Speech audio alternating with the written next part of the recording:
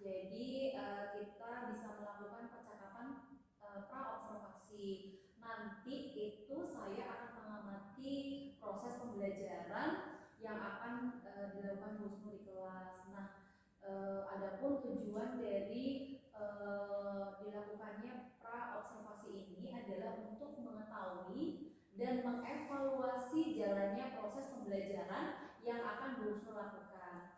Kenapa dilakukan? Karena sebagai persiapan awal ya Bu Husnul ya, sebelum melakukan kegiatan pembelajaran. Jadi nanti saya harapkan dengan adanya pra-observasi ini, nanti Ibu dapat melakukan pembelajaran lebih percaya diri lagi, kemudian juga melakukan pembelajaran lebih bagus lagi, seperti itu Bu Husnul. Nah, di sini ada beberapa pertanyaan yang akan saya ajukan ke Bu Husnul. Yang pertama, kira-kira apa nih tujuan pembelajaran yang ingin dicapai oleh Bu Husnul?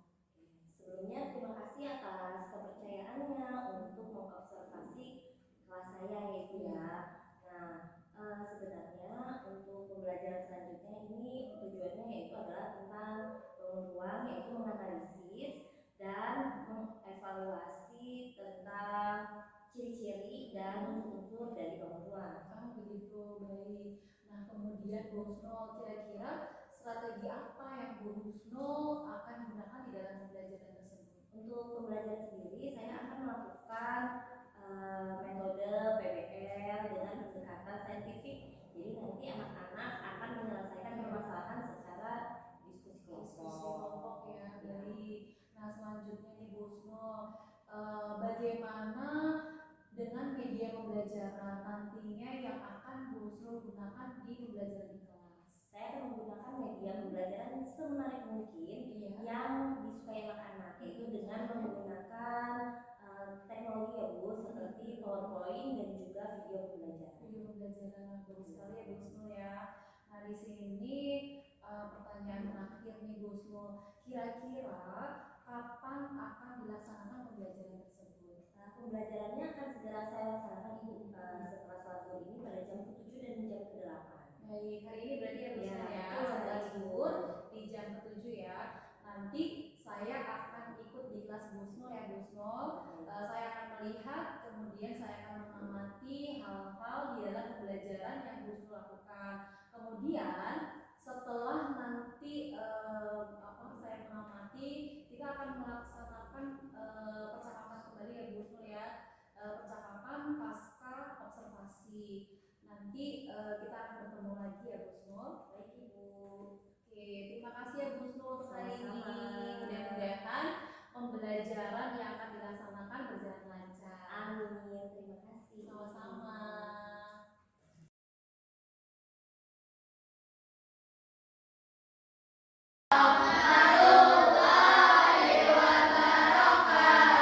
Good morning, students. Good morning, teacher. How are you today? I'm fine, thank you. And you? I'm good, thank you. Oke, teman-teman semuanya, berjumpa lagi hari ini di hari Rabu yang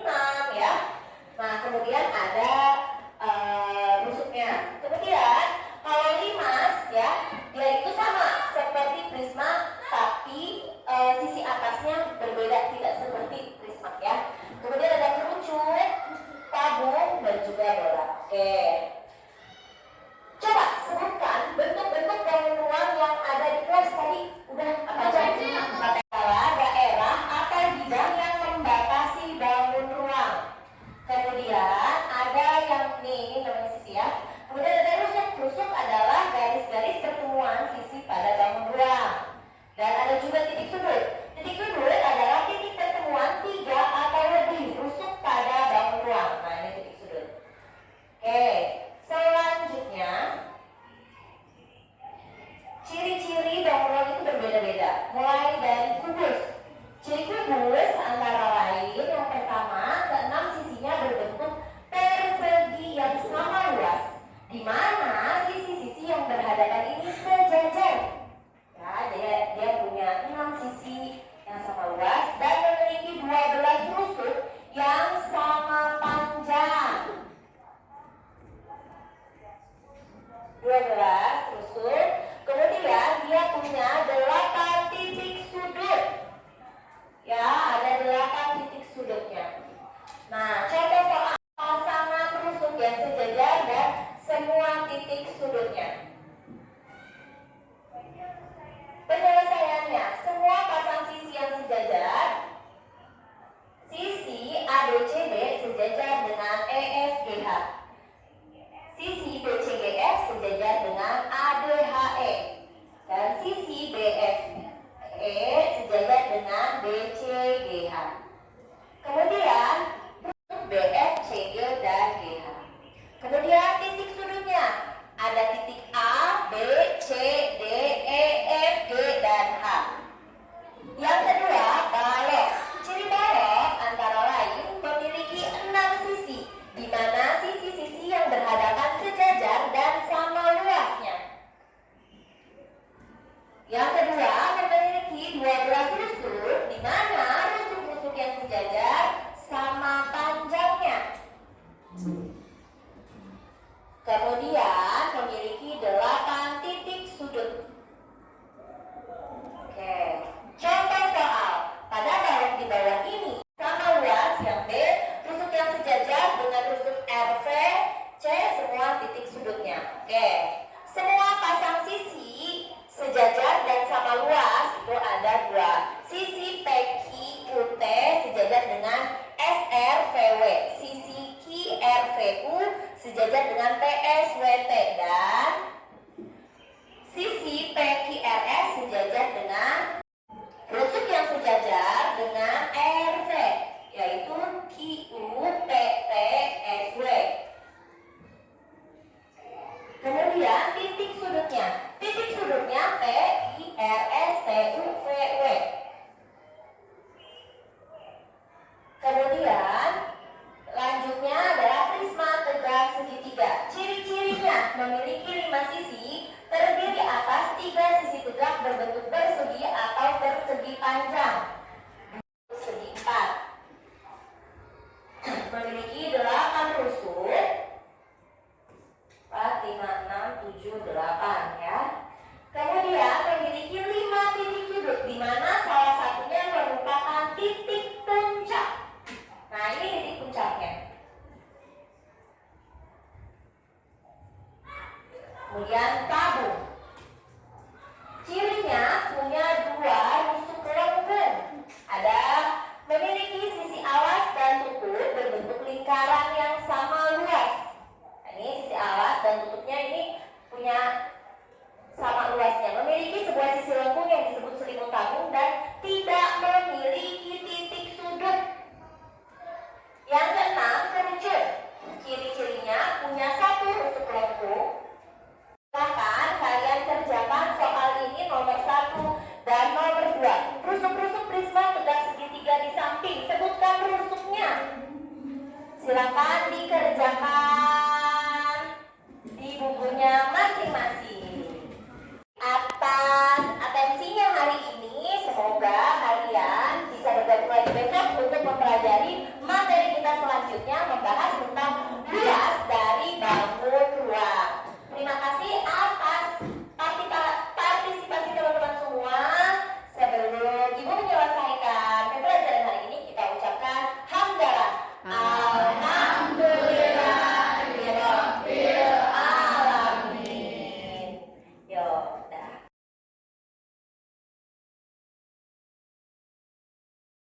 Assalamualaikum Bu Husnu. Gimana kabarnya Bu Husnu? Alhamdulillah, baik. Alhamdulillah. Ibu bagaimana? Baik Bu Husnu. Alhamdulillah ya Bu Husnu. Jadi hari ini kita ketemu lagi ya Bu Husnu ya, di kegiatan pasca observasi.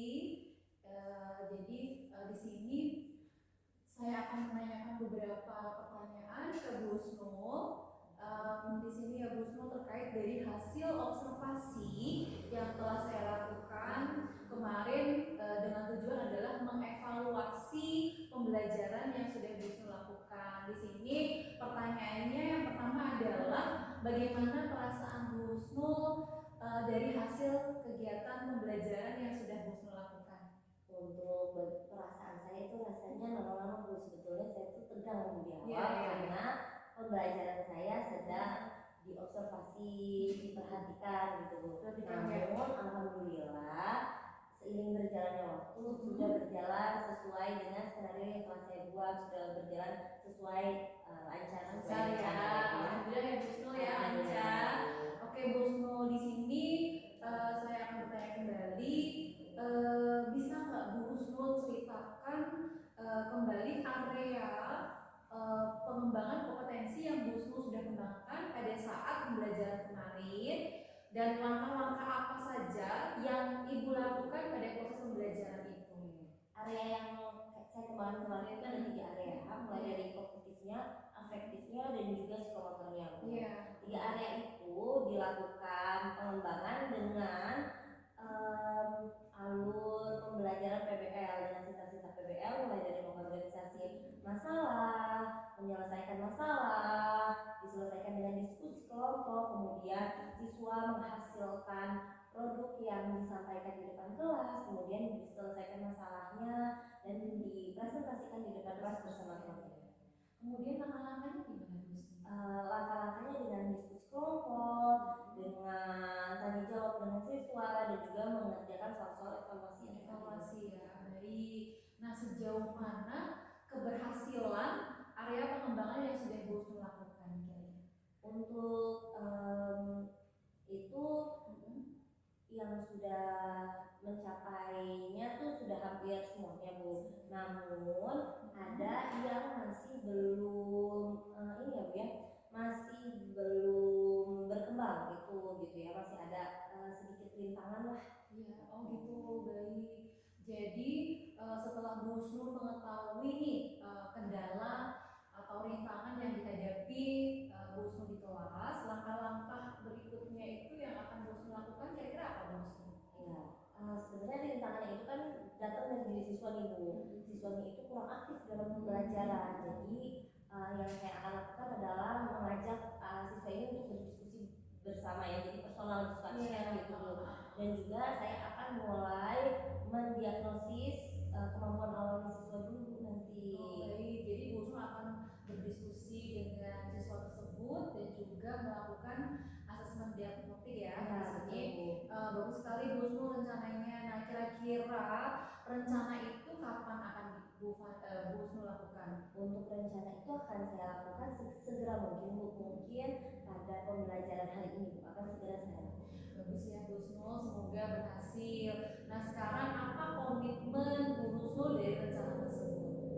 Komitmen saya dari rencana tersebut adalah untuk selalu memperhatikan kesiapan dan juga menanggapi siswa yang terkena atau sedang ada bermasalah, dan menciptakan suasana kelas yang nyaman dan juga kondusif untuk belajar. Dan ketika menghadapi masalah dalam proses pembelajaran, saya dapat mengatasi permasalahan siswa. Baik, bagus sekali nih Bu Husnul rencananya. Kira-kira siapa yang bisa membantu Bu Husnul mengingatkan komitmen yang sudah Bu Husnul buat?